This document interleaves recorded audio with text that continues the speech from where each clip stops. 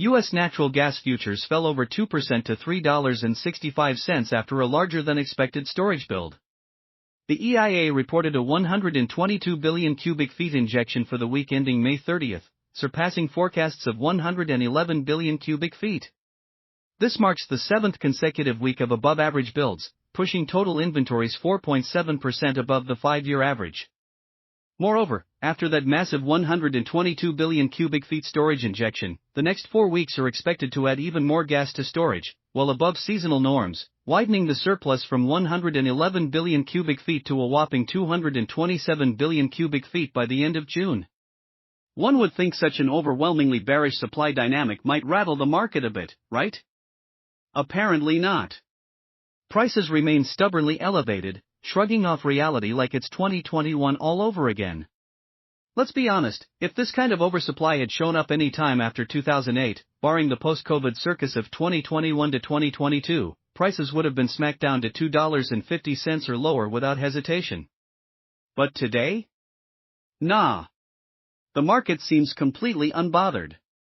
Some optimists claim prices are being propped up by the anticipated startup of new LNG export facilities, supposedly adding 3.5 billion cubic feet per day to demand. Sounds convincing, until you remember 2019. Back then, we also had new LNG export capacity coming online, same 3.5 BCF per day, but guess what? Instead of a surplus, we had a 250 billion cubic feet storage deficit. And where were the prices? Hovering around $2.50, occasionally even dipping below $2.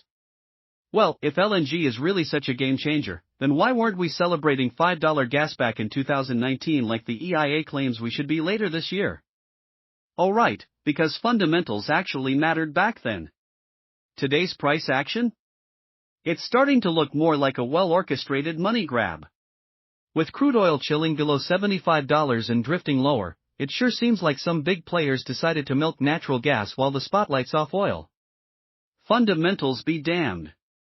Meanwhile, gas flows to major LNG export terminals have dropped to 13.8 billion cubic feet per day so far in June, down from 15 billion in May, mainly due to seasonal maintenance at facilities such as Cheniere's.